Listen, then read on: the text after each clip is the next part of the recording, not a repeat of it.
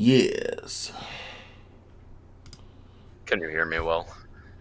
Yes. Sounds good.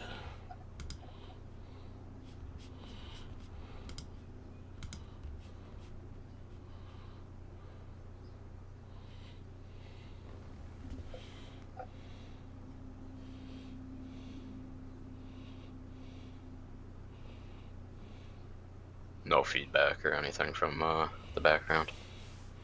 No. Okay.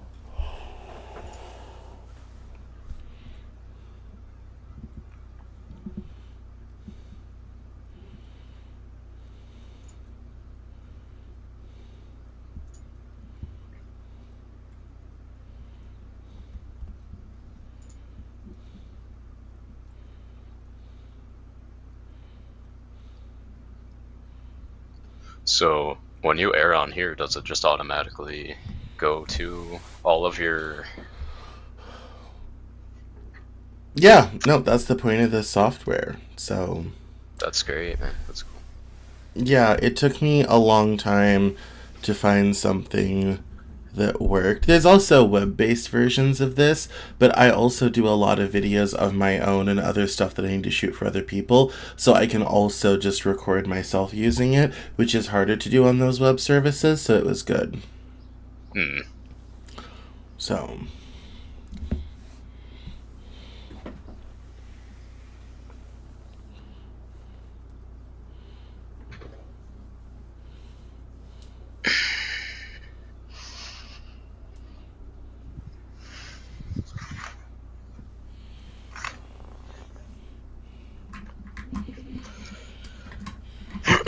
Here, I gave you a follow on Twitch as well. I did see the email for that, thank you. You're welcome.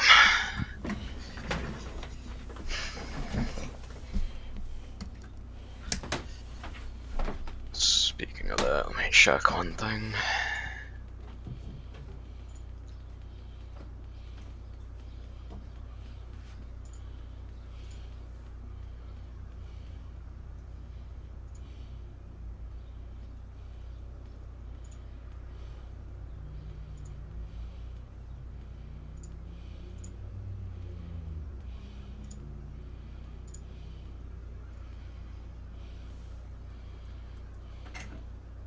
Okay.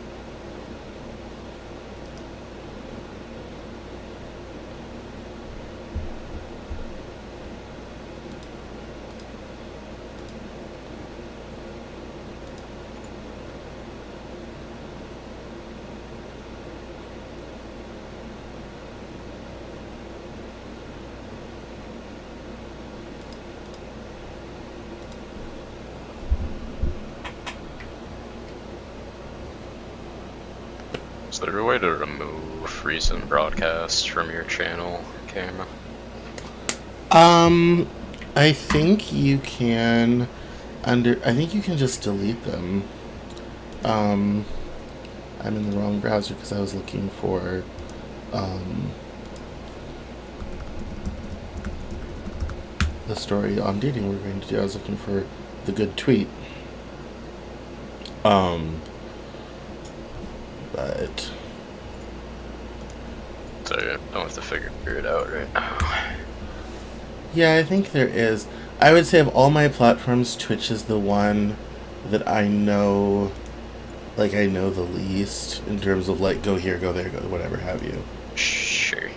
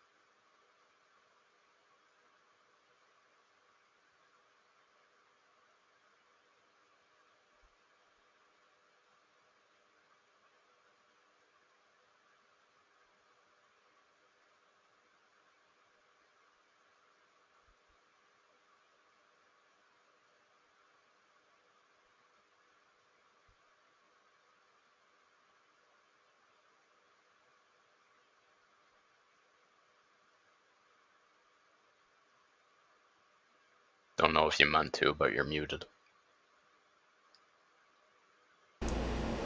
No, I was realizing that our conversation was going out and I was trying to mute us and I forget how to do it. Anyway, go into Twitch, video producer, creative dashboard, video producer, and content. You can delete stuff there. Thank you.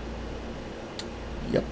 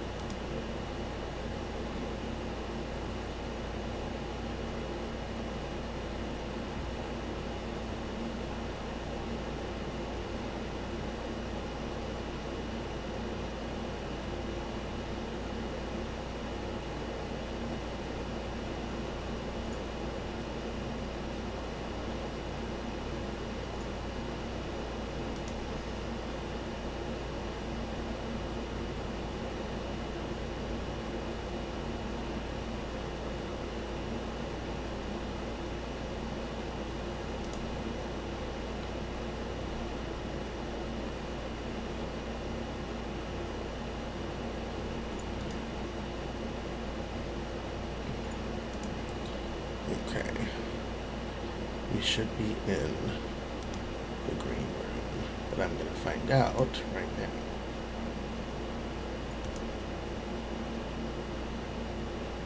I go into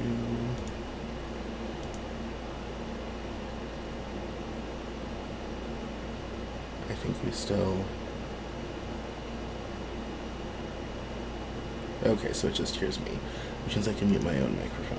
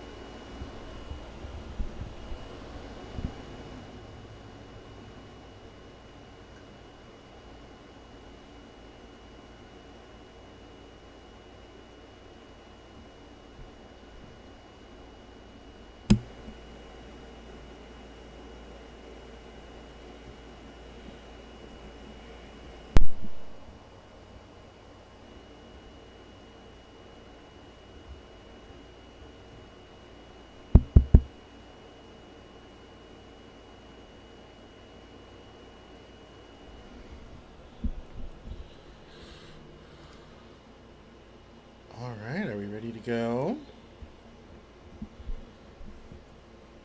Just waiting for Bo. True. I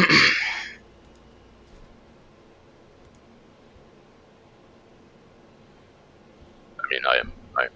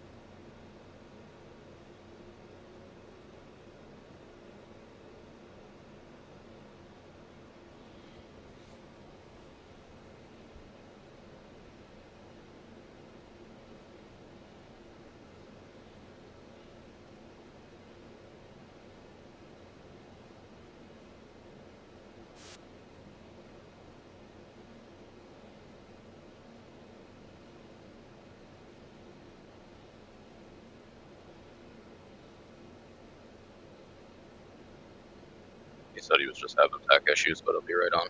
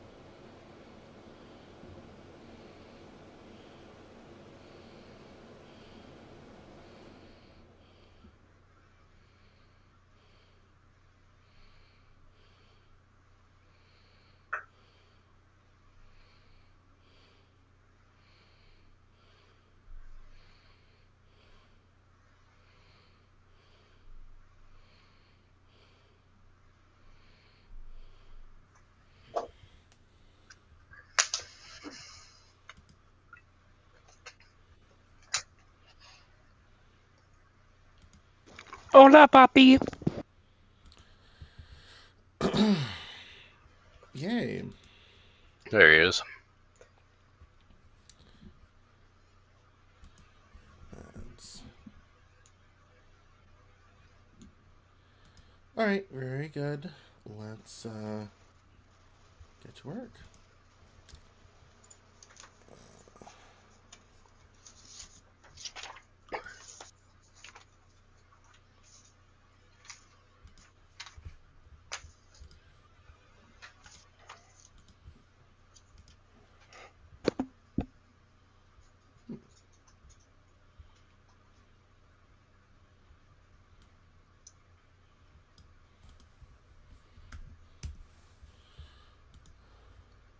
Oh, are we just doing voice? No. I Oh, okay. have a link for uh I have a partnership with this company called Wallet Hub, and they did not link their post in their content for their 4th of July stuff, and so it's not live on the site. So I'm just doing that since while I was waiting on Bo's technical difficulties. So Okay, hang on. Now we're ready. All right, minimize that. Minimize that. I guess we'll do this intro.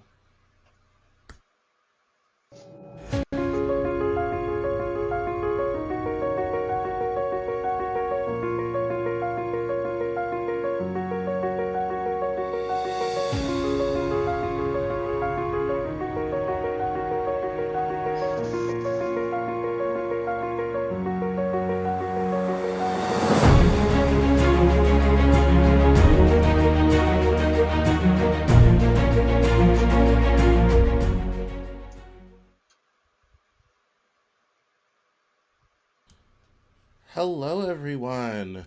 My name is Cameron Cowan, and welcome to a very special live edition broadcast. As I talked about on Monday during the Cameron Journal News Hour, I was considering and talking about doing um, a different streaming, sort of a streaming day of the week, and in my conversations about that, I'm currently, as listeners know, living in community with a longtime friend of mine and a new friend who's also his longtime friend. And we have very interesting conversations around here. And I thought, rather than just another hour of me talking, which I produce 2 of every week, it would be fun to have some other people on board. And since they're kind of a captured audience, they don't have to travel to do it more than about 10 feet. And um, and that has made it all kind of very convenient to do this and make this possible. We decided to maybe turn our very interesting conversations into a podcast. So this is a pilot. This is to test out if this concept works and is gonna, maybe become a thing. And if we like it, this is gonna be very different from our usual content. This is gonna be fun. It's Morning Zoo style. I have sound effects. I will be using them. It's fun conversation. We're gonna talk gaming. We're gonna talk dating. And that is going to be fun because most guys who talk about dating are either Andrew Tate, who sleeps with random women, or like incel dudes who've never been near a woman. We are all past participants of long-term relationships. So we are not those guys. So that'll make the dating content interesting. And then we're also going to talk about pop culture and news. So this is very different than stuff that we've did before. We're even going to talk about cars. One of the people you're about to meet in a second he does not live in politics, which is why he never watches the news hour. So this is going to be a lot of fun. We're going to have a lot of fun. This is going to be a fun new show. We're thinking about calling it The Living Joke, and I'm about to tell you why. And it goes something like this. So long-time listeners know I'm black. So a black guy walks into a bar, and then a white guy walks into a bar, and then a Puerto Rican guy, who just found out he's Puerto Rican, by the way, walk into a bar. But I'm not. Yes. They all walk into a bar, and so that's why we want to call it The Living Joke, because in almost every context, this would be an incredibly entertaining joke. So I am wanting to welcome Connor and Will to the Cameron Joel podcast, to the pilot for The Living Joke. So, hi guys. Hello, everyone. Hello, Cam. Hi, and yes, it is a little bit odd because I'm the one who's been podcast all this time. They both stream on Twitch. They're both Twitch streamers, which is very interesting, and we're gonna get into that here in a minute. And Connor, I'm just gonna shorten your name down because it doesn't fit on the screen. Yeah, I see that. So it's large. It doesn't fit in your spot, your designated spot. So, and let me get rid of your the Cameron Joel bug so that you don't have get rid my of logo over your shoulder. all the way. Right. This is Connor. Goodbye. Yeah, Connor. Exactly. Bye, Connor. Yes. So this is the second time I've had multiple guests on this platform. The first time I was doing a panel show with some journalists, and we had similar getting it all working because I never done it before on this platform. This is the second one, so I know a little bit more this time, but at least where everything is, but still technical difficulties. So I want to introduce everyone to these 2 Twitch streamers. They do stream gaming, Twitch, all this type of thing, which is why this is going to be really a lot of fun. But neither of them have really ever done like a podcast like this before, but they're going to get used to it. Obviously, longtime listeners know this is old hat to me, but we're going to get used to it. So I want to kind of dive right into, first of all, before we get anything, introduce yourselves, your Twitch channel, what you stream. Tell us a little about yourselves so the listeners can get to know you. Connor, would you like to go first? Yeah, sure. I'll start. My name's Connor, obviously. I hope everyone's having a good day. Just a little bit about me. I am into gaming. I like anime, martial arts. I'm writing down my Twitch so everyone can see it, but my handwriting's terrible, so I'll just say it. I stream on twitch.tv/acraiggraycrow01. I primarily stream World of Warcraft and Total War Warhammer 3 right now. And I just set up my schedule actually, so I'll be streaming from 2 p.m. to around 6 p.m., but likely longer on Saturdays and Sundays. If you'd like to tune in, that'd be great. Excellent. Thank you. Will, you're next. Hey, everyone. I'm Will. Usually, when I stream on Twitch, I'll play. I dabble in speedrunning a little bit. I speedrun RE8 sometimes, or Resident Evil Village. Mostly stuff like Devil May Cry, Dante's Inferno, lots of old retro games. I played just about anything. When you go to my Twitch channel, if you go to my Twitch channel, you'll see I have a graphic playing of like 500 some game. If you see something you like, please let me know, because I am just out of suggestions. You can find me at twitch.tv/ninjaQ69. The Q is a secret. I will tell you if you follow me what it is. But The lore. The other lore of than that, The Ninja lore Q. begins. Yes, the lore of Ninja begins. Q and Jockstrap Bill and Tyrone with her sneeze, the legends. But other than that, I just have a lovely kitty cat named Tugboat, who's right here. Whoops, somewhere. Tugboat. And I am eating some Lifesavers gummies and drinking a Monster. So that's what's up today. Good, good, good. And yeah, and fresh off mowing the lawn. Oh yes, all that fresh cut grass smell. Can't beat it. And it's gonna rain tomorrow. It's gonna smell good. Yes, some nice petrichlor. Absolutely. Good. So we covered kind of what you guys play. So I really want to dive right into some kind of gaming content of basically what are you playing now and why. And I really want to start the discussion on we got Connor to start playing Fortnite recently. So I had played Fortnite years ago, a lot, kind of into the start of the pandemic because I was working with a guy who got me into it because his kids were into it. And then Will had played Fortnite for what I hadn't played in a while, and so it was kind of it was a game that we kind of all galvanized around. Obviously, it's free to play because there's lots of cash grabby stuff, sort of thing. But we got Connor into playing Fortnite. So basically, we drew Connor in for the first time, drew us back from the beginning. So that I think, in addition to whatever else you're playing right now, I wanted to talk a little bit about Fortnite, how it's changed since you first started playing, Connor's first impressions, all this type of thing. So Connor, let's start with, since you're new to Fortnite, give us your first impressions of playing with us. Yeah, I'd love to talk about Fortnite a little bit. So I never played it until with these gentlemen within the past few months. I mostly stayed away from it just because even though I grew up gaming, I never played a lot of shooters. Was terrible at them.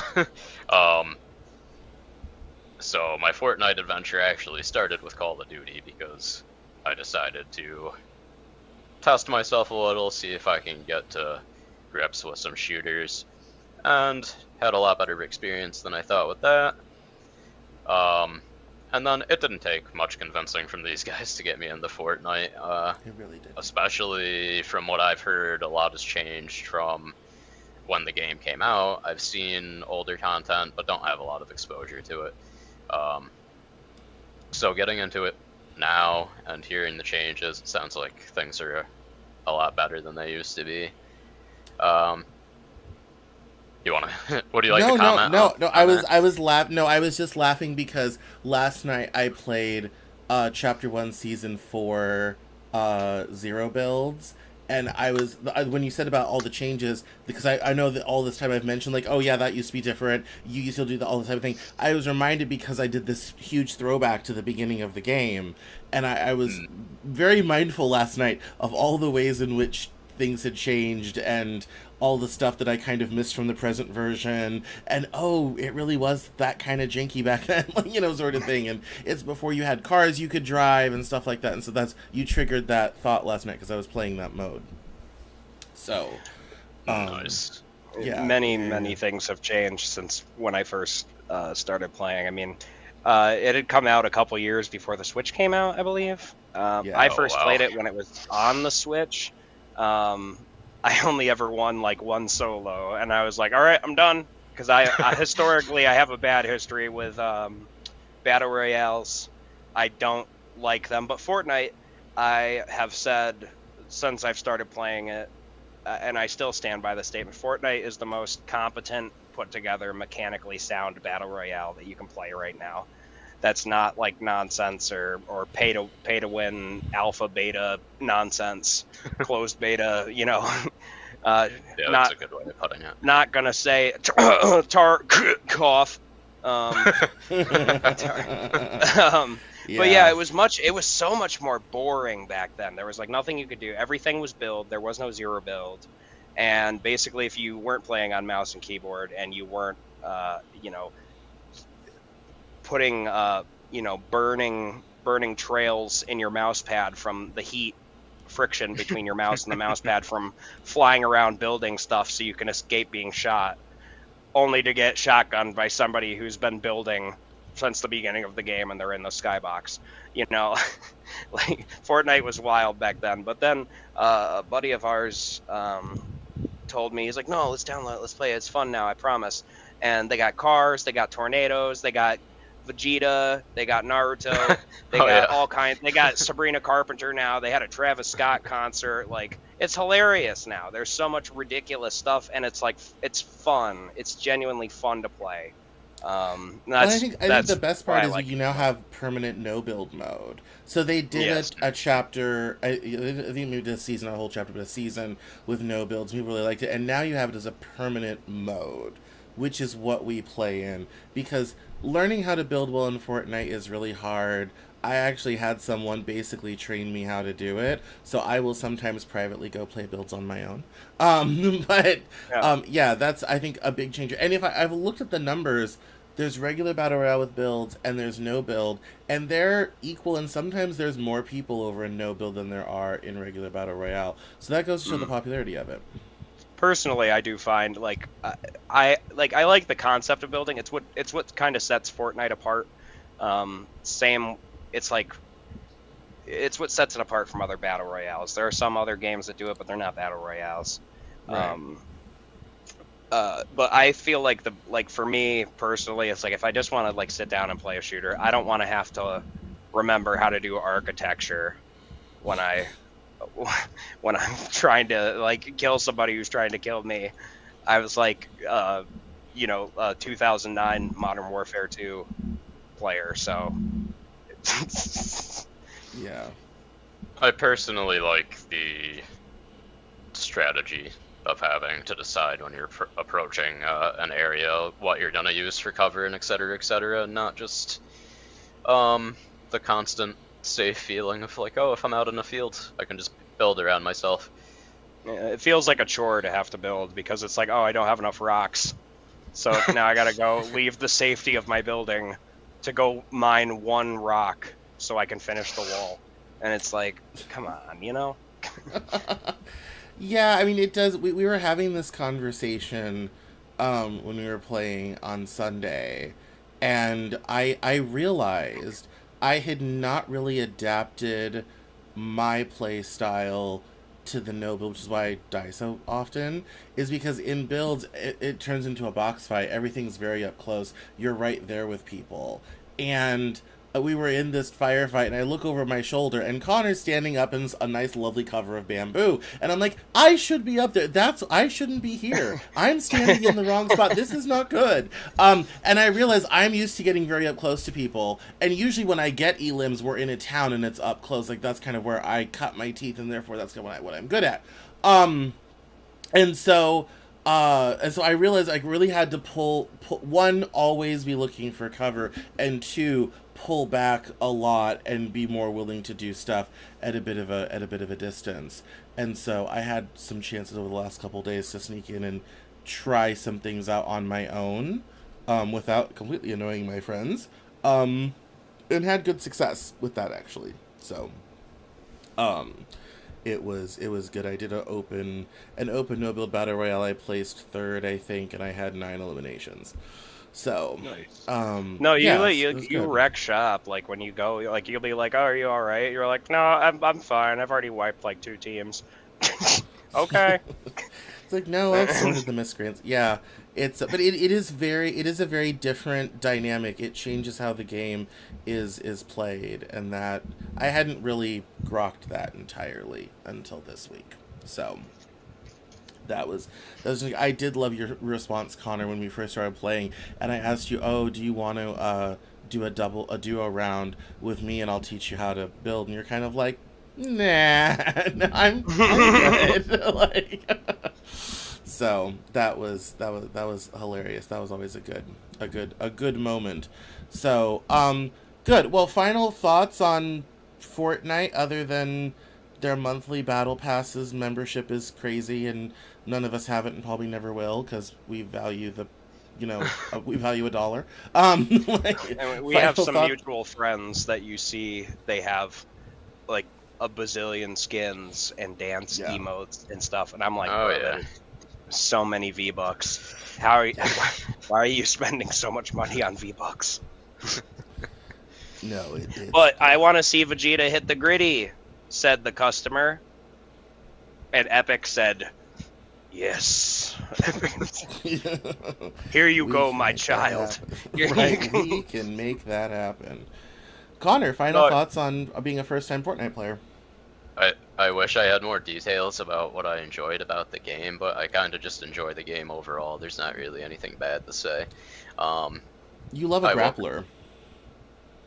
The grapple weapons are very fun. The uniqueness of the weapons is very fun. And for me, I definitely enjoy the rotating seasons for everyone. So no one can really... I'd say it's very welcoming to new players. No one can no life it, have a bunch of gear, or know that gear so much better than newer players do. Yeah, the having it shift, especially now that it shifts every once a month, it keeps people on their toes. That also is one of the big changes. So before they did the monthly battle pass, you could buy a battle pass for an entire chapter, and it would usually go on for a couple months, sort of thing.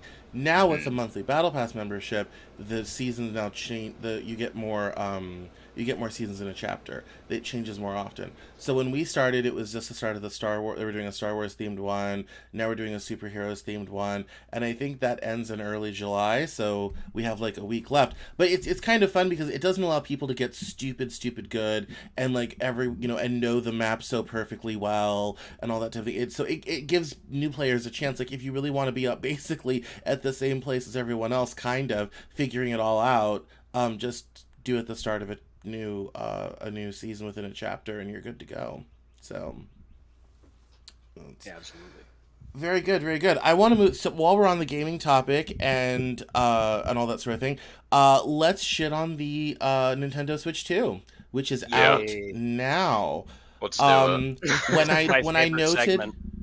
Yes, when I noted down that we were going to do this segment in our production document because we're a very professional organization around here, I put down the phrase, "You will own nothing and be happy," because that's what Nintendo is doing. For background, if you don't know, the Nintendo Switch 2 has come out, and you don't really own the console because they can shut it off at any time if you try to hack it, port it, open it up, this anything like that, hack anything in it, change anything. They can remote brick it even though you paid $500.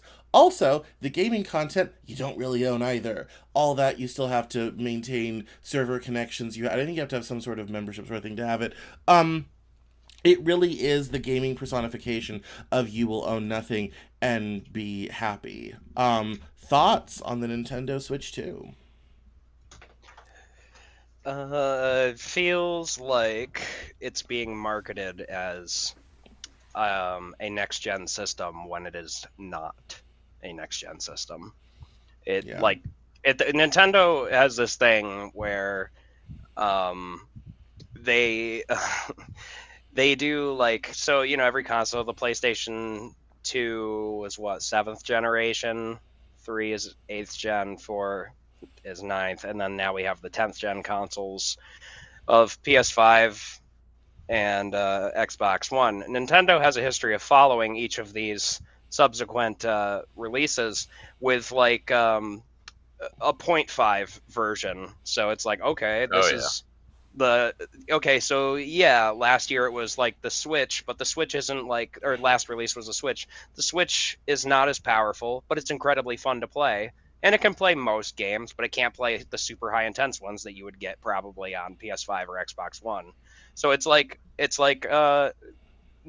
generation 9.5 or 8.5, and everything else is at generation 9.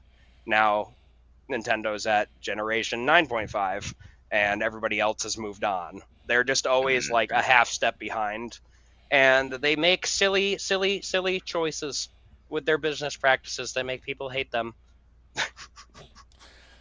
Well, you have the whole, they really don't like their content on social media, which is really weird in 2025. I would love to stream Nintendo games, but I'm afraid they'll, even though I have barely any 24, 25 followers, I'm worried they'll, what is DMCA my channel? Yeah. Yeah. Reggie is going to come and beat me with a shovel. He's not even the CEO anymore. Well, that's his job now. Come beat people with the yeah. Now that he owns, what does he own now? GameStop. He's the CEO of GameStop now. Talk about a sinking ship over there. Anyway, Connor, Switch 2. Seems like a useless money dump. Yeah. Seems like yeah. It's strange with Nintendo too. It's just the piggyback off of what Bo said, that they're just always a little step behind, and then it's like they're dropping these things on the Switch too that you also know are going to be $80 games that you won't own for your system that you don't own. That probably could have been released for the PS5 if it was on that system 2 years ago, and treat it like it's innovative and brand new. The launch or the release windows this year for the big name Switch 2 titles for this and next year, there's not really a whole lot of actual new IPs or new exclusives. The biggest ones that everybody's excited about are Mario Kart World.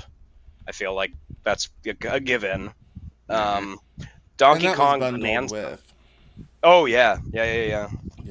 And they have Donkey Kong Bonanza, which is the first new Donkey Kong since 2014. And so that's good. They finally decided to do that instead of porting Tropical Freeze for the third time.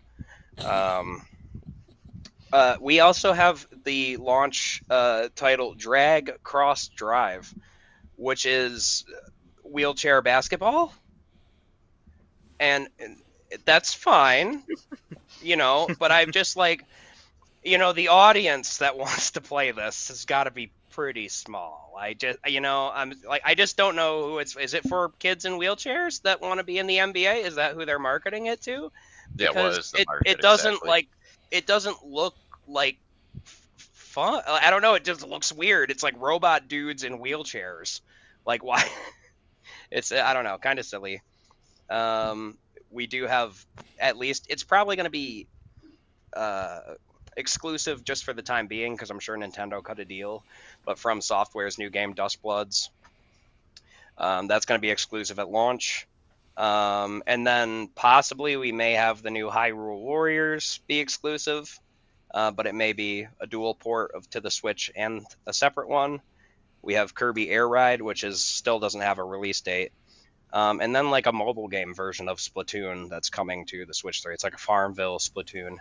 And then the rest of the titles that they're going to be announcing for it are all ports of games that came out a few years ago, like Metal Gear Solid Snake Eater Delta, the new remake, Mario and Luigi Brothership, Yakuza 0 Director's Cut, FF7 Rebirth, and Bravely Default. These are all games that came out a few years ago, or in the case of Bravely Default, I mean, that series lived and died on the Nintendo DS, so I don't really like it's not really like a stellar lineup. The Wii U had a better lineup when it launched.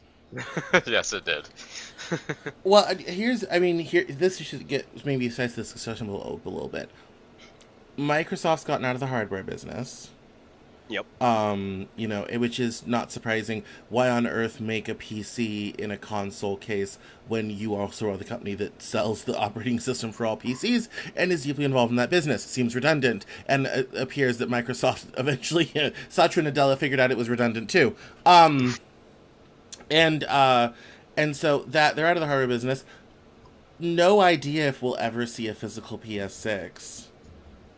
5 could be the last physical hardware. So, I mean, do you think this is the end for physical hardware with this Nintendo Switch 2? Or do you think that Nintendo might be the last man standing on making their own devices?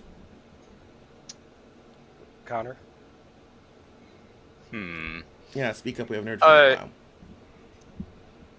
I don't think it'll be the end of physical copies. I'm sort of I'm not surprised. But it is a little shocking the amount of pre-orders that they at least claim to have, and just the amount of systems sold already for something that is really not that great. But No, I guess whenever a new system comes out, people are flooding the stores for them. That is true. Yeah. Well, I think that I would say when it comes to maybe not software, because Nintendo's kind of fucking everyone on that, but I think when it comes to hardware, personally I think, given that Xbox is out of the console business, no idea if we'll ever see a PS6, because Sony is waffly about that.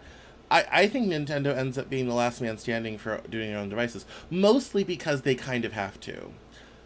PlayStation and Microsoft can just release their gaming ecosystems and networks to the internet for people to play on their own devices. That's harder for PlayStation, but that's an achievable thing. They can build a client, figure it out, do the necessary stuff to make games work well in a PC setting, or maybe even a mobile setting, or whatever have you.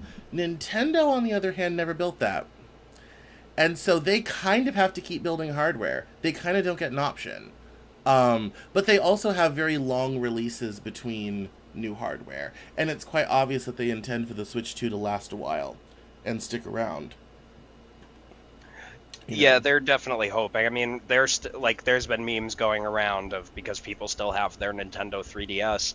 And, fake Nintendo Twitter accounts tweeting that at the Nintendo Switches, this was when the Switch OLED was announced, at the Switch OLED release date, everybody's Nintendo 3DS is going to explode at this time, forcing them to go and buy the Switch. Right. Yeah. Yeah, they will do anything to show their consoles. They want you to have it, and they're mad that you still want to play their back library.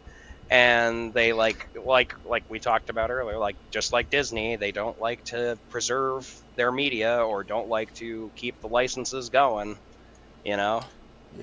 I mean, although I think one of the kind of interesting things with the Switch 2 is how backwards compatible it is with the Switch as well. which you'd think Yeah. would hurt console sales, but doesn't appear to have. No, that's a myth. No, it's not what you said, but like the belief that backwards Yeah. compatibility will hurt a console like thing is something that their corporate system over there has had in their minds for whatever, and it's purely they just do it because it's money that they don't want to Yeah. spend. That's literally the long and the short of it, is they don't want to spend the money. Absolutely. It's not any other reason. Which is unfortunate, but Yeah, I mean, it's an interesting kind of problem. I think it's also, I think it also has this kind of odd dynamic where, people, and this is something I've learned about gaming, getting to know both of you better, is how like emotionally attached people get to these games, these characters, these stories, all this type of thing. And I never really took that seriously. But that actually that's actually quite a problem. And Nintendo does everything they can, literally everything, to thwart that type of thing. And that, to me, that's the bad business decision. That's what I find is funny. It's like you have some of the most devoted fans in the world. You have original content, original IP that only you've ever owned, and they they don't seem to take that very seriously, which I think is odd. no, they could be hammering out yearly releases like Activision does with Call of Duty, but they don't. Yeah, I mean I think that's quite, yeah, it's a very odd thing, and I wonder why, why they haven't, what is it within Nintendo that keeps them from doing that? I think that's interesting.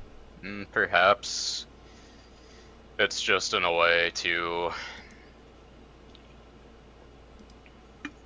attempt to create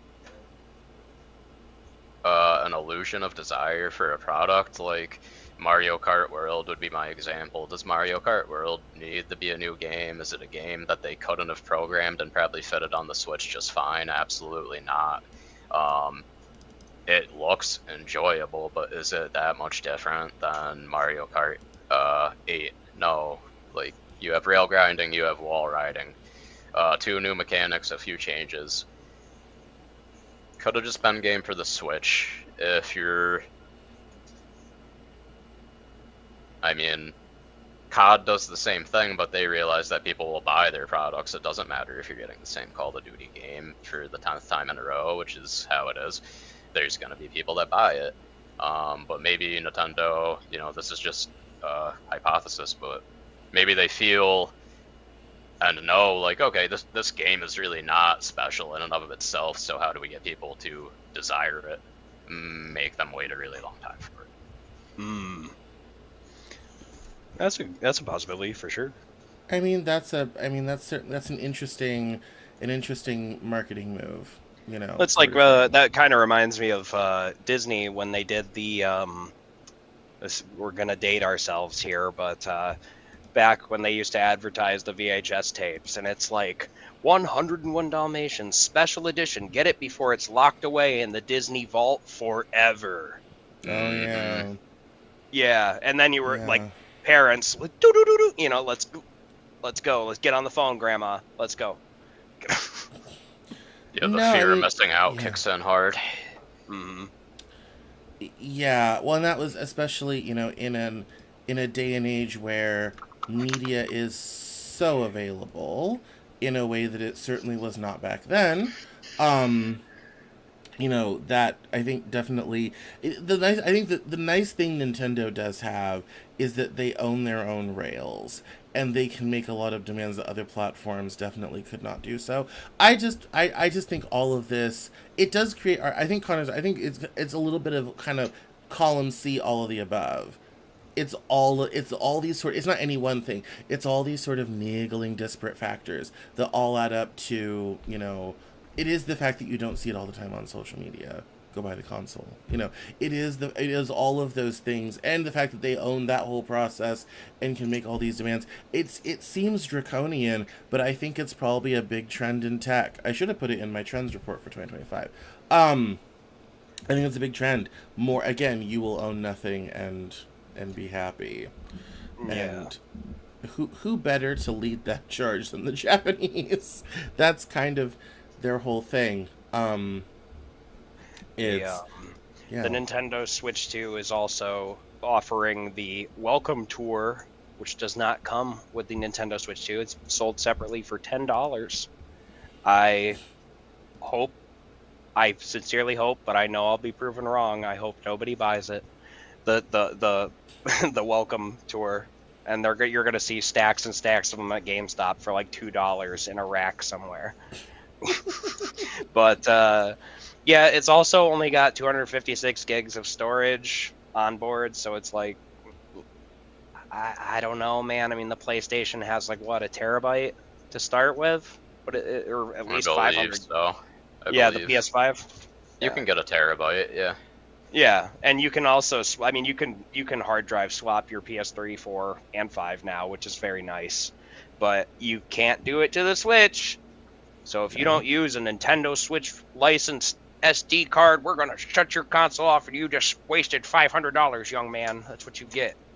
Yeah, if you do anything like even using legal software that might be third party, they could brick your console, which is just insane. And yeah, the keys or the game cartridges, if they even sell many of them, are just going to be game key, like same as getting like a gift card and entering the code. It's just going to be that. Yeah, you know, the cartridge doesn't have anything on it. Yeah. It's like 10 kilobytes of a text file. The other thing is there's no OLED screen on it. Why? That was a marketing point for the upgrade of the original Switch. That I didn't even know yet. Yep, there's no OLED screen. Well, because then 6 months after the Switch 2 drops, they're gonna say, okay, here's the Switch 2 OLED. Oh yeah. Everybody laughed like there's gonna be a PS5 Pro. I'm telling you, and then no. Every year, there's always one. Every new console. Mm-hmm. The last console I bought on release was the PS4, and aside from the wonderful times that I had on it and how I actually met our mutual friend here, Cameron, was through the PS4 or actually no, that was on PC. Never mind, the PS4 did nothing for me. Fuck the PS4. I played Overwatch on the PC crossplay, and that's how I met our mutual friend. Excuse me, the lore deepens. Yeah. The only thing the PlayStation 4 allowed me to do that made me happy was play Bloodborne. Yep. The only thing that I used, aside from when I played Bloodborne, and I sucked at it, and I hated it, and I traded it in, and then everybody clowned me, so I went back and bought it and beat it just to say I beat it. But other than that, the PlayStation 4 was a glorified Blu-ray player that collected dust on my shelf. I really didn't play it at all. I used it to watch YouTube or movies. I had the same relationship with an Xbox 360 that Red circled on me. It was really good at streaming music from my PC to my TV. And it did that job very well. Thank goodness I got it used. I didn't buy it new or anything like that. The PS4 was the first console I actually bought new, had the box, went home, unboxed it, plugged it in. Like, I saw an ad for it in Overwatch prepackaged on television and thought, I'll get me one of those. And went from there. That's how stuck in the past I am. We always joke about I'm 5 years behind. Everything, which is fun. But all right, final thoughts on the Nintendo Switch 2 before we get into games we're looking forward to this year. Oh, we might as well just transition into that. Yeah, games we're looking forward to this year. What have you got? Very little, so if you'd like to go ahead, Bill. I have a few, a couple that were unexpected, which I was very hype about. Some of these are already out. I just don't have them yet. Some are yet to come out. The Ninja Gaiden Sigma 2 remake. that was pretty sick. Wasn't expecting that. We have Ninja Gaiden 4 coming out, which is going to be amazing. There's also the Ninja Gaiden side scroller called Ragebound. They are doing a remaster of Onimusha 2, which I never played. But they're also making a new Onimusha, Way of the Sword. The Dust Bloods, I'm interested to see how that turns out because I love FromSoft, love the Souls games. And we have Silent Hill F. It's coming out supposedly next year. Hopefully, I don't fuck that up. But I'll probably be disappointed with another fucking soy jack, fucking Ethan fade into the darkness. There's a new Bloodstained ritual sequel to Ritual of the Night. What's called the Scarlet Engagement. And the last one I have is the new Resident Evil 9 Requiem. Looks very, very exciting.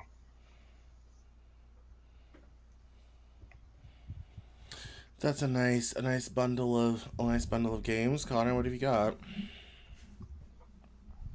I mean, I was really hoping that Mario Kart World was not going to be exclusive, but of course it is. It looks very fun, though. Unfortunately, one game that I, again, will not even really own is not worth buying a whole system for. Sadly, the Duskbloods as well. I'm looking forward to. Will not buy the Switch 2. Solely for Duskbloods. I'd say the biggest thing I'm really looking forward to is just the next World of Warcraft expansion. Midnight will be coming out in December. Very nice. Looking forward to see the changes. Looking forward to seeing how we're re-entering a stage with expansions in World of Warcraft where it won't necessarily be a problem. They approached this great in the past, but when we went from having a level cap of 120 and classes feeling completely not the same as each other, but if you're playing a warrior, you feel like every other warrior because you can have every single talent spec in every single tree. When we moved out of that and they did the reset for Shadowlands back to 60, that was great. The new talent trees look great, function well. But now we're 2 expansions in, we're back up to 80. I am curious to see as we move up if the level cap will go up again, or what they intend to do if they enter the same kind of cycle of we hit a point where your characters are just ridiculous level. You have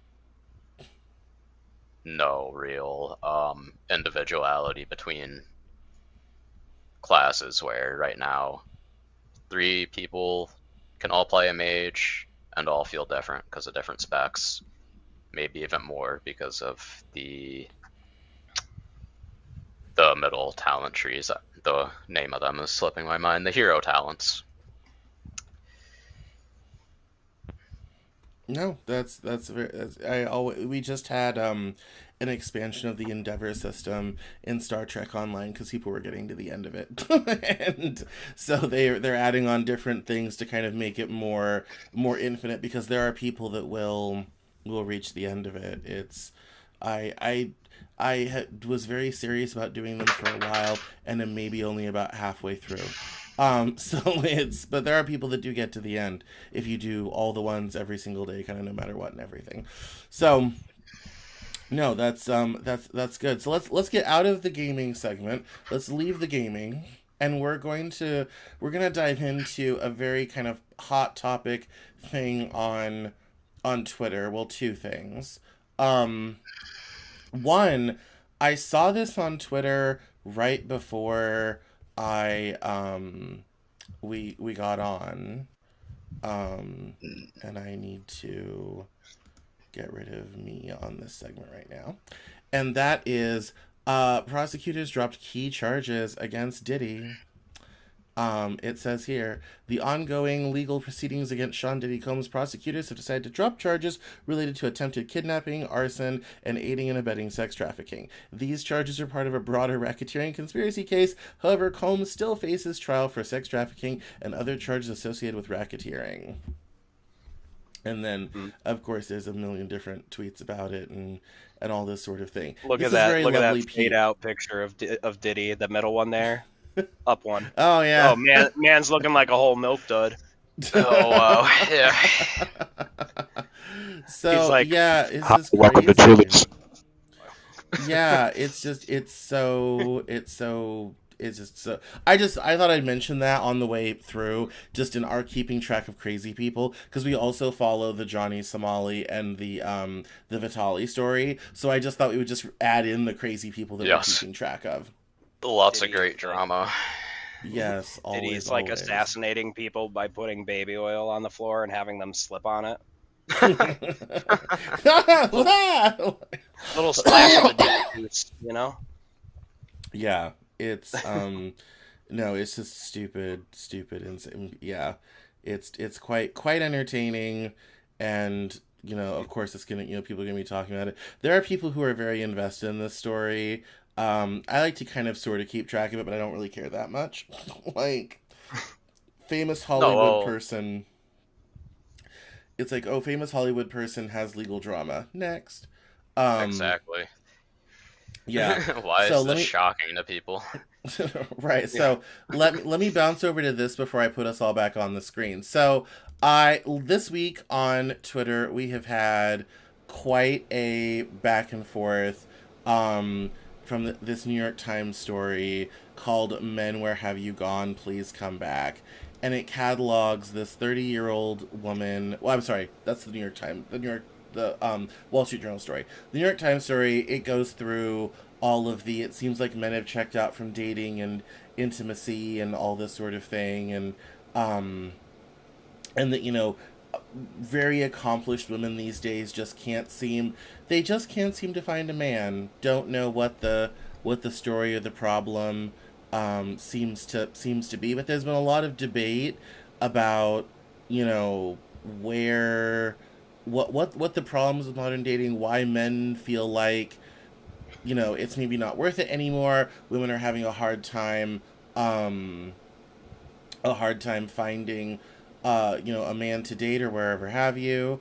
If we have time, we might jump into the 22-year-old who's just got arrested for sleeping with a student. But where have all the men gone? What is going, on? What has gone wrong with modern dating today, and why are women on the struggle bus, do you think? Well, I want to know where teachers like that were when I was in school. Oh, I mean, the top comment I saw about that story this morning was a man. It was on my alt Twitter, and this guy was saying, "I prayed in high school for my hot teacher to take advantage of me." Yeah, things were different back then. Yeah, like some people drowned while the rest of us thirst. Like Things were a little different. Yeah, I mean, but I think, but here's the funny thing is that is such an expression of the difference we look at those relationships between men and women. Like, Oh yeah, absolutely. Is that fair necessarily? Well, there was a period of time, I would say, where if it happens to a woman or a female, then it's a problem. Like, Yeah. because also, like, everybody when they're a teenager is horny. Like you said, what did you say earlier? We're something and mad. We're stupid, horny, and stupid, mad. and mad. Yeah. Yes. Yeah. Yeah. Everybody Boys and is girls horny, both, stupid, yep. and mad when you're a Yeah. teenager. Right. So, like, but the idea that, like, this is like a topic for another day, but the idea that women have no sexual agency, even though we're human beings, we all go through the same thing. But, like, oh, you took advantage of this poor, sweet, innocent little girl, but it's like, oh, if something happens to, like, a boy, it's like, oh, well, I don't know, tighten up your bootstraps or whatever they say, whatever old people Yeah, say. for a long time, no one cared. Yeah, nobody Yeah. really. Now they're starting. Now because it's become such an issue, now they're paying attention to it and But it prosecuting took a like lot. both sides. Well, Yeah, it and took a lot. yeah, and I think it's also there's a little factoid in that story that's also very important. The young man in question was 17. Yeah, and so, well, No. it's just something where it's just kind of like, I mean, Teacher. it's one of those things. Just kind of like, oh, okay, back up a second. He's 17, she's 22. Honestly, these two could be dating anyway. I get the Yeah. power dynamic is not great, and that's probably the part about it I like the least, sort of thing, Right. because that can get a little screwy. I'll give you that one. But I also look at it as, are what I mean. I understand the part that maybe that's probably the crime aspect, but this idea that you get to a magic number or whatever have you, and these things do or do not affect you, I think is a bit odd. I think context matters in these sorts of situations, and I think it's also a conversation we have to have, because we are putting a societal expectation in contrary to biology. Because the reality is, until very recently, when you were old enough and your body was mature enough to reproduce, we pretty much let you. Yeah, I mean, that's just Elvis what the married times Priscilla were. when. No, Elvis started dating Priscilla when she was 14, and that didn't. He was 21. That caused no stir at the time, by the way. No one Yeah, I cared. mean, Jimmy Everyone thought it Page. was a lovely, beautiful love story. People today are now horrified. But it's like, Yeah. and so, like, times have changed. Like, views have changed and matured. I'm not saying that's a bad thing, but I also think context matters. And to be very honest, if my 17-year-old student is hot for teacher, and the 22-year-old decides she's gonna, because she was basically blowing him like most days of the week. So it's like, of course, I'm sure his attendance at school was immaculate. Oh, yeah. His attendance was perfect. I'm here for my daily sucking, Miss Abernathy. That's yes, and that's. I mean, I think context matters. I would fire her from the school for taking advantage of a student. You may want to pursue some charges Yeah. with the power dynamic, but let's not act like this young man is traumatized. And that should be Yeah. between the family and the victim and the for lack of better word, abuser anyway. Why it needs Right. to be blasted everywhere. But that's just social media as a whole. Yeah, I mean. Well, anyway, I'm yeah. sorry to take it on a segue. What was the original question? No, that's. I know. I was saying if we had time to stop by the Hot for Teacher story, we might do so, and we have done. Oh, okay. Yes. No, that's why I was putting it up there, because I had saved that story off as being like, oh, that could be good. It's like, that could at least some interesting discussion. The listener, a bit of lore that the listener should know. So Connor and Will both went to high school together, so which is entertaining, especially when talking about this story. And I always joke I could never be hot for teacher, and people ask why is that, and I'm like, well, I was homeschooled, so that would just be that would be awkward. Extremely awkward. No, the other story that I was thinking about mentioning and putting out for fodder is Where Have All the Men Gone? So we have some new reporting from the New York Times and the Wall Street Journal, always the publications we look to for dating advice. And the two stories together have told the stories of how modern women, especially career-focused, accomplished women, cannot seem to find men to date. The New York Times story complains about how men have pulled back from relationships and intimacy, and women are finding it harder to get a date. They're not maybe getting hit on as much in public, all this sort of thing. And modern dating is broken. I talked about this story on the News Hour on Monday, because I have a whole chapter on dating in my next book, America's Lost Generation. And so I was talking about it in support of that. But what has gone wrong with do you think men are pulling back from intimacy? Are men avoiding dating? Why do you think women are having such a hard time finding, really well accomplished, other men to date? Should they be settling? Thoughts? So I went down a rabbit hole yesterday because this topic is not something I personally like invest a lot of time into. So I wanted to be prepared. I found a lot of great information, but that could also turn into a forever rant and a million other side topics, Mm, such as mental health and etc. yeah. So to comment on this, I would just like to, for me personally, and us at the house have discussed this a little bit, say what I think. If people are pulling back or hesitant, what it might be. Because personally, I don't have any issue with a powerful woman, and they can do whatever the fuck they want in their life. Good for them. Um, when it comes to what I want in a partner in a real relationship, if I meet a girl on a date and it's just like, yeah, I've done this, I have a house, I make this much money, etc., etc., that does not matter to me, and I really don't think to a lot of men it fucking matters. And I think that's where some of the issue comes in. And I can't speak for the whole world. I'm sure there are men that are terrified of women in powerful positions.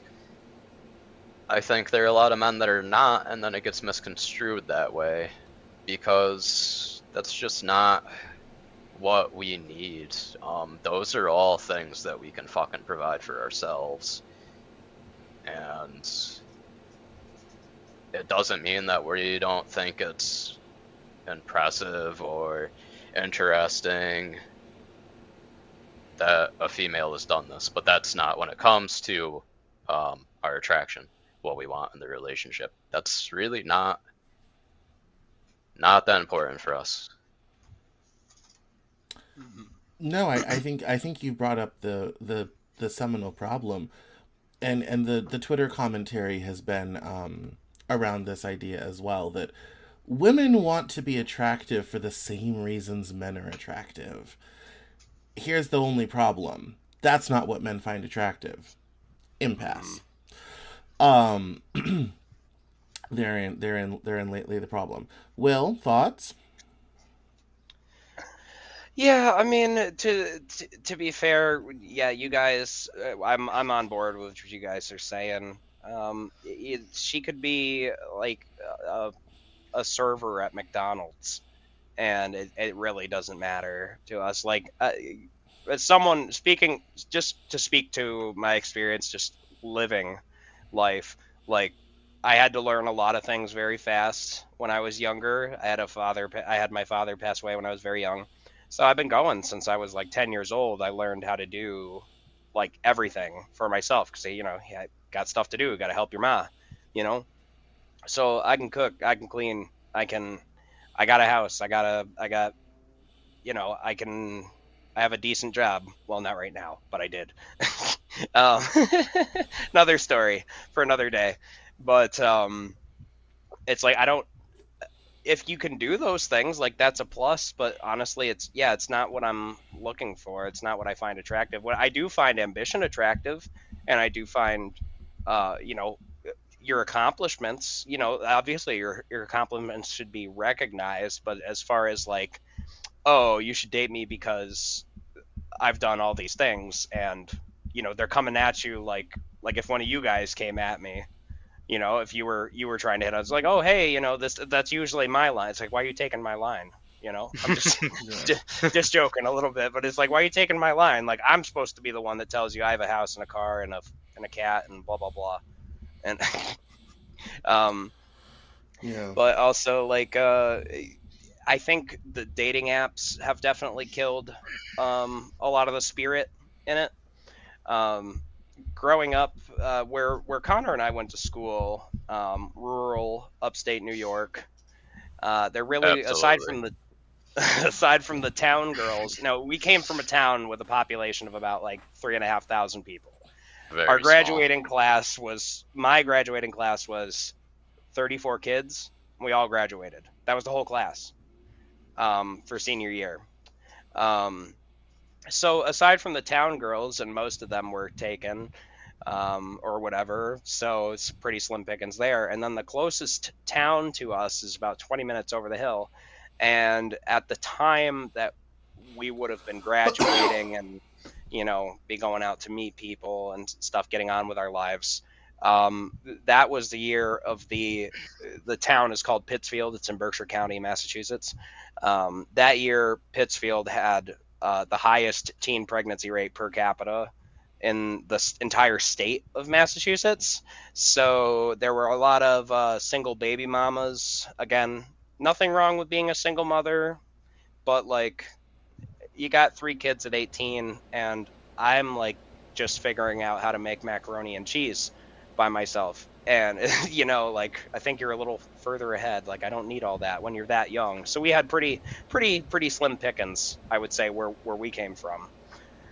So yeah, the bar is on the floor for us. I think you have to be mildly attractive, nice, and like some mutual interests. I mean, I don't feel like most men today are asking for a whole lot in a woman. No, no, I think it. Yeah, there's, I think there's definitely multiple and odd factors. But I mean, speaking of small dating pools, if you are a highly accomplished, ambitious woman and you're trying to date someone who is at the same level or above, that dating pool was always small. But today it's even smaller because women are getting most of the college degrees. They are, heavy in knowledge, information, white collar work, all this type of thing.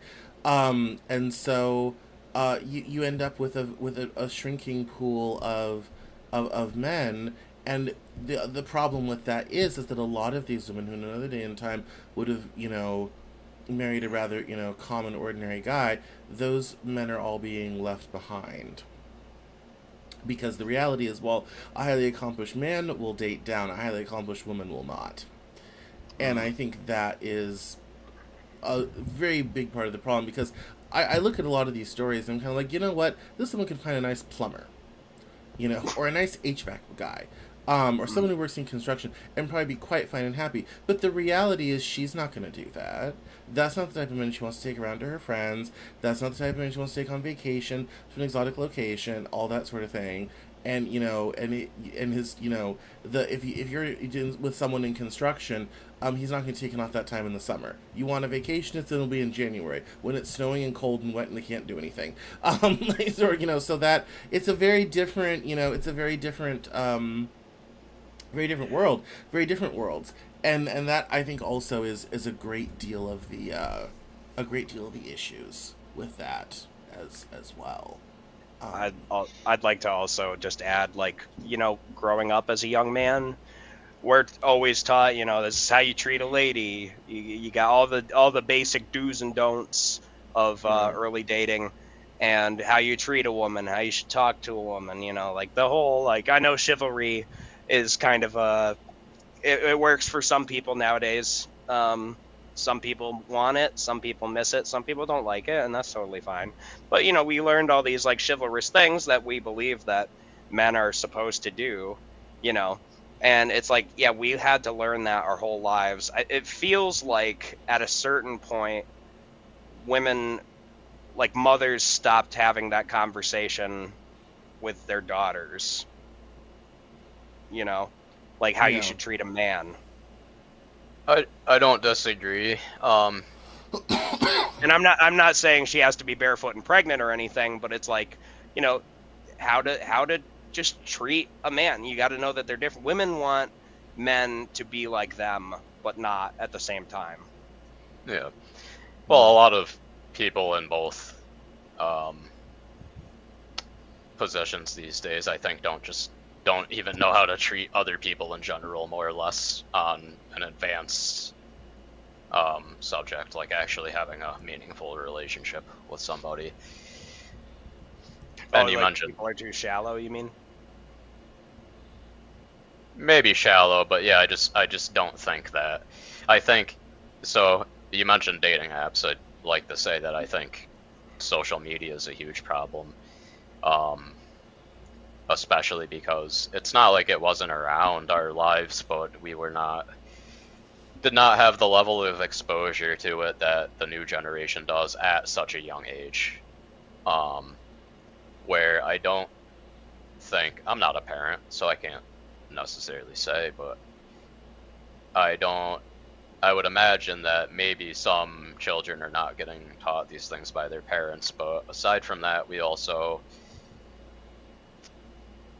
they have such an overload of information through social media that if your parents are telling you these things, but then you're exposed to all these other things on social media, especially when there is unfortunately a lot of fear-monger shit out there where it's just like setting up situations where two people probably have nothing to do with each other, but for the content, we're gonna say they've been together for 5 years and she's been cheating on him this whole time, just for fear-mongering bullshit content, and it creates difficulty for youth. I mean, even for me, I try to stay away from it because it makes me less open to trust other people when you have that stuff just blasted in your face. Yeah. That social media angle is very important. Comparison is the thief of joy. Um, and that's very prescient because it's very easy to be scrolling on social media and see all these people with all these problems, all these horror stories, and then all of a sudden you're inventing stuff about your relation that doesn't even exist, sort of thing. It becomes a problem. I was very lucky. My ex hated social media and was never really on it. She just never ever had gotten into it, couldn't stand it, all this type of thing. And that was honestly, it was quite nice. Like I was the only one of us who did really was involved in social media. Um yeah, it's a very, a very very odd thing. Comparison is the theft of joy, and I think that is definitely that comparison factor of, and I think also the narrative, to your point, well, the narrative has changed, right? In years past, it has been, oh, honey, don't do that. Women won't find that attractive, sort of thing. And women said, screw you, we're going to do it anyway. Unfortunately, the other half, the important parts of that conversation, I think, were lost. In terms of, don't not do things with your life because a man won't find it attractive. That's Oh dumb. yeah. But Yeah. but I think the other half of that conversation of, here's what if you are straight and would like a partner of the opposite sex, here's what might interest them. This could be helpful and useful to you. Like, I think that conversation got lost somewhere along the way. And this oftentimes goes for men too. Basic hygiene is great, everyone. Yeah. Shower, please. Right. Yeah. I mean, and even just considering your appearance, not being like, getting into all technical, like, oh, my eyes are this way, my nose is bloodshot. No. Just like, do you have your hair cut regularly? Does it look good? Has it been washed? Do you wash? All this sort of thing. I mean, it's amazing how, a slight change in wardrobe, a few spritzes of cologne, and a pleasant demeanor can, get women around. Like, it sometimes really is, that simple and straightforward. And I think in the difficulty with dating, we're afraid to have the conversation of, what do men find attractive, and maybe women should start doing that because they have a lot of ideas of things we should be doing to make us more attractive to them, especially on emotional intelligence and mental labor and all this type of thing. Like, there's lots of that out there. And I think that conversation of, if you want to have that type of relationship, what's the other side going to find attractive, and maybe try doing those things. That conversation's been lost. They took it way too, like, literally. Like, the conversation, they lost, like, the good points in it. It's like, obviously, I don't want you to be, like, barefoot and pregnant and always in the kitchen or something. Like, but, like, it's okay to be a little submissive around your man or something. Like, not submissive in a bad way, put it in a good connotation. Like, it's okay to be sweet to your man. It's okay to not be a boss girl. You don't always have to be a boss girl all the time. You don't always have to do everything, like, by yourself. sometimes, like, even though you're perfectly capable of doing it, men like to feel appreciated too. It's like, yeah, we know you can do stuff, but you ask us and it makes us feel nice because then we feel useful. And women Absolutely. don't do that, I feel like, anymore. Like people just, yeah, that conversation I feel like doesn't get had anymore, where the conversation around men is like, I mean, it feels like the list just grows longer. The list of requirements to be a man today, it just keeps getting longer and longer and longer. I don't know if anybody's seeing that popular TikTok, but it's a guy flipping through and talking like different women, their icks. Yeah. And some woman said when a guy wears, like, I don't know, some type of t-shirt or whatever, and the guy quick switches his app screen over and then opens notes, and there's just like a 5-page long list of icks, and just like, don't drink water too fast, don't drink water too slow, only a mild amount of ice cubes in the water, don't wear these t-shirts. It's like, they want women also, the thing, it's another thing, just women, like, no cat calling, stuff like that. Well, now they're mad that they're not getting flirted with. And there's a difference between hounding somebody and cat calling them, but it's like, I feel like most men today in the dating scene feel like you can't even say something to a woman without risking getting put on blast. Yeah, Well, I and had yeah. to have a conversation with I won't mention his name, but a very formerly ex friend of ours, who everyone here knows who I'm talking about. Um, um, I had to have a conversation with him one day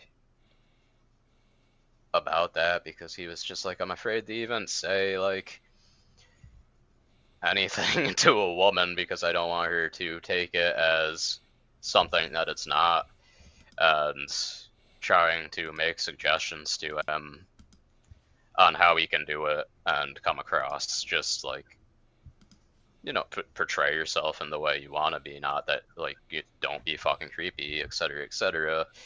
um but it is very, very interesting that um we sort of need to, not that you need to go out and treat people poorly to begin with, but the way we need to like analyze that kind of stuff of like, how am I gonna word this so that they're not upset, when really, if you are not catcalling, like a man coming up and just saying like you're beautiful or whatever is just a compliment.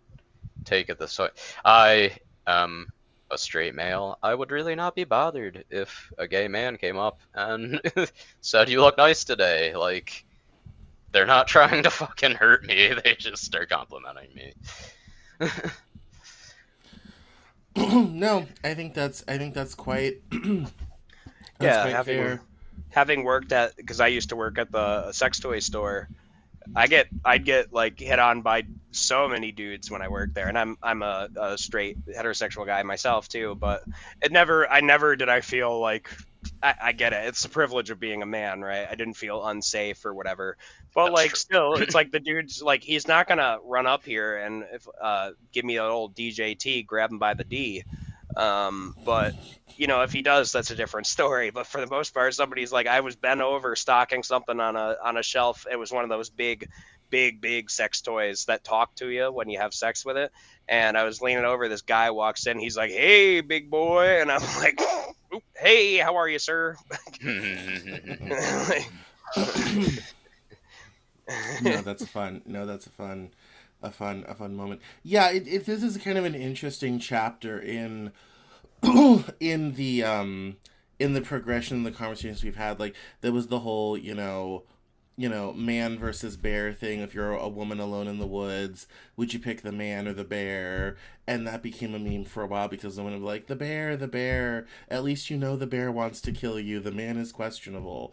And a lot of guys were mad about, that fact sort of thing. It's kind of And funny so, though. it is, but it's It like was but just it's funny. like the next evolution. Like this is kind of like the next chapter of kind of like. But and I think I feel bad. Here's where I feel bad for. I feel bad for men who are in their late teens, early 20s right now, who are trying to navigate a dating environment. This is the best time of their lives to be dating, going on dates, talking to girls, maybe finding something long term, whatever have you. And this is the environment. Like all of this stuff, all of this, you know, I mean, they've had the whole toxic masculinity conversation as a part of their childhood. And I'm not necessarily against all the aspects of that conversation. There were good things that came out of it, but it's also a kind of an odd thing of like, if you're a young man now, it's got to be terrifying to attempt to talk to women. All of these things, all these different messages that have been thrown at you, there's not a script anymore for all of this. And I think that's where everyone is having a struggle. Whether you're a woman who's 30 and, looking to looking to date, or or you are or I'm wondering where all the men are gone. If you're a young man trying to find women, it's a mess right now. It's just a mess. And that presents a unique a unique challenge, and I don't necessarily know is so smart, is maybe necessarily the best thing for all parties involved. Dating is broken. It just is. And I don't know how we come back from it all. That's, I think, the part I struggle with the most. Is we have these conversations, but it's like, where do we go from here? We don't necessarily want to go back to the old system. No. It had its faults. Yeah. But the new system has not yet come into being yet. Things are like a pendulum. Things swing too far one way, and then they come down. And it's like, yeah, this is a nice happy. I feel like we had a good happy middle point where everybody was. It was kind of around the time like Obama legalized gay marriage. I feel like everybody was feeling good around that point, and that was kind of a nice middle area. And now the pendulum has swung even further, and now we have like the bathroom debate and and like Right. other random things. They took it like way too far. So now it's going to swing back. It's like the old system. We don't want to go back to the old system. New system. We went too far. Let's dial it back a couple notches. Fair enough. Fair enough. Well, I- guys, Oh, so I'm sorry, Connie. You had something to say. That's okay. I just wanted to end with, I think that doing what we just did and having the discussions is a great thing. And then I would say my word of advice for, well, those who are younger, but I think anybody, I know it helps me, is discuss these things with the people that you're close with in your life and you trust. It's okay to open up and be vulnerable about, rather you're a man or a woman, whatever insecurities you might have about the dating world and what to do. But do not let the amount of nonsense that is put on social media about it, and then also, again, if you're watching maybe your favorite streamer and they're a big streamer and you're seeing the drama between them and their people, I'd see how it'd have a negative effect. Talk with people you love and trust and get their thoughts and opinions, and go from there. Let that be your tool to learn. May I say one more thing? Yeah. I feel like how we changed this. There used to be an old show. I believe it's called Recess. Used to be on Disney, or ABC. Yeah. It was on ABC. Yeah. Which is owned by and- Disney. Yeah. No. So there's an episode. It's like the prom episode, and all the boys and the girls, they call it. They're like, oh yeah, it's called teenage magnetism or something, and it's supposed to be the prom, and all the boys are on one side of the gym and all the girls are on the other side of the gym because they're afraid to like commingle, and then it's like just waiting for one to break the ice, and then eventually they all get comfortable enough to where they start coming and then dancing and having a good time. I think that's kind of what we need. Like, everybody just needs to start, we need a new like summer of love, and not that bullshit that they made in Seattle where they took off part of the street and called it the summer of love, and they were They were like, They pried people up were getting like, flagstones to plant a garden. It was very embarrassing. you could, if you were having a heart attack, like they had to like screen the ambulance before they came. There was like a dude who got shot, and they were just keeping him there, not letting him leave. Yeah, we need a new summer of love. We need like just people to start like, get off social media, go outside, touch grass. Women don't like simps. Go touch grass. Go touch grass. Yeah, get it. Don't be chronically online. Look up from your phone, and don't believe everything you read on the internet. Very fair, very fair. Well, guys, I promised 60 to 90 minutes, and we are already at like 1:45, which minus the 15 minutes I had of the stream going beforehand is almost 10 minutes perfectly. So, we did it. I told you that I knew this would fly by. I said last night, it seems like a long time. It won't be. It will evaporate, and it has done. So, before we go, and figure out if we're going to do more of this, and then maybe start a YouTube channel and then such, let everybody know one more time where you guys are streaming on Twitch. Go ahead. Again, Will, it was nice being here for this pilot. Hopefully we do this again and see you all on the next one. Again, you can find me at Twitch TV /NinjaQ69. I don't have a schedule. I'm very sporadic, and I've got a lot going on. But if you hit the notification, you'll see when I'm live, and usually a good time. Yeah, it was great being here, talking with both of you gentlemen, which we'll be doing again after the podcast is over. I will see you at the after party. Again, you can find me at twitch.tv/agray, like the color, crow, like the bird, 01. And also my schedule's a little loose. I will be on when my schedule says I will start, but I may stream longer than it says I will, so feel free to check in and if I'm live. Alright guys, well, this is in the can. I'm going to go put it on Opus Clip to see what AI comes up with for clips from all this, and we'll let everybody know. But thanks everybody for coming to this very special event. If you for some reason don't already know, my name is on the top of the channel. My name is Cameron Cowan. You can follow me. All my links are at CameronJournal.com. We had a wonderful new article out on the newsletter today, and don't forget to sign up for the big newsletter on Saturday if you're into news, politics, and culture. If we decide to make this permanent, we might do something fun like a Substack so that we can have a little newsletter and send stuff out. But we'll cross that bridge in a little bit. But thank you everyone so much for watching. I really appreciate it, and we will see you next time.